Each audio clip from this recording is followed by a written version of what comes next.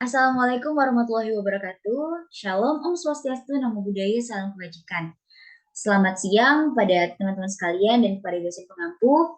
Pada kesempatan ini kami dari kelompok 1 akan mempresentasikan hasil pekerjaan kami mengenai program kreativitas mahasiswa yaitu pemerataan air bersih wilayah Tangerang Selatan. Next. Di sini kami beranggotakan 4 orang terdiri dari Bazri Dito, ada Karen Immanuela, saya Brigitte Yolanda, dan Michelle Santika. Next. Ini adalah beberapa pembahasan kami. Bisa di next. Oke, pertama, latar belakang. Latar belakang dari adanya program pemerataan air bersih ini tentunya karena air merupakan sumber utama dalam kehidupan kita. Tanpa air, tidak ada kehidupan di dunia ini, karena semua makhluk hidup sangat membutuhkan air untuk bertahan hidup. Dengan melihat kondisi lingkungan yang saat ini cenderung memburuk dari tahun ke tahun, selain itu terdapat krisis air di negara kita, serta bencana alam menjadikan banyak dampak negatif yang terjadi, terutama di bidang kesehatan, karena kurangnya air bersih. Maka dari itu kami membuat program kreativitas mahasiswa mengenai pemerataan air bersih wilayah Tangerang Selatan. Next. Rumusan masalah kita akan membahas pertama itu bagaimana cara meningkatkan kesadaran masyarakat, yang utamanya tentu kita semua melakukannya dari kesadaran diri sendiri. Kemudian bagaimana cara pemerataan air bersih. Yang ketiga, bagaimana cara memanfaatkan dan mengelola air tanah menjadi air bersih. Selanjutnya ada tujuan dari adanya PKMGK ini membantu memecahkan masalah pemerataan air bersih untuk memenuhi kebutuhan masyarakat wilayah Tangerang Selatan dan memberikan edukasi terhadap masyarakat terkait pentingnya melakukan pengolahan sumber daya air tanah. Next.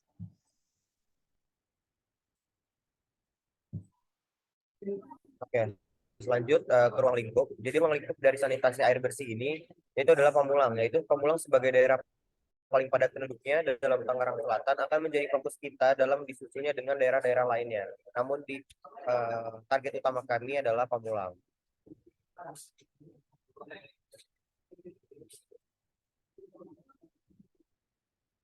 Lanjut, kemudian kondisi air bersih dalam sanitasi layak. Cakupan yang memadai meliputi air bersih dan ketersediaan fasilitas dan layak untuk mengolah limbah manusia. Dan menurut WHO, Indonesia menduduki peringkat ketiga sebagai negara fasilitas sanitasi terburuk dan tidak memadai. Begitu pula dengan Kabupaten Pamulang sebagai ibu kota Tangerang Selatan, asupan air bersih tidak mencakupi untuk memenuhi kebutuhan penduduk. Sampai dengan tahun 2017, sarana air bersih yang digunakan oleh masyarakat yaitu adalah sumur gali, baik yaitu menggunakan pompa mesin maupun pompa manual.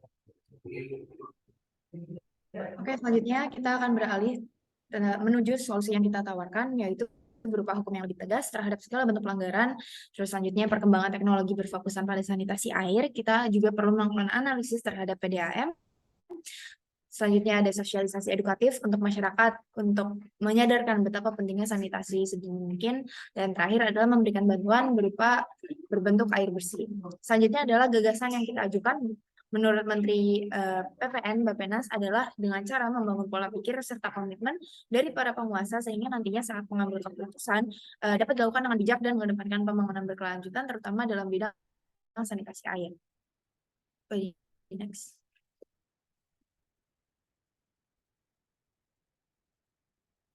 Selanjutnya adalah pihak-pihak yang terlibat. Kita akan melibatkan beberapa perusahaan swasta, pemerintah, dan komunitas. Dan selanjutnya adalah langkah strategis yang kita ingin gunakan berupa langkah strategis pertama yaitu membangun semangat masyarakat agar nantinya dapat berpartisipasi aktif dalam bentuk perencanaan, pengelolaan, serta pelaksanaan prasarana maupun sarana air bersih.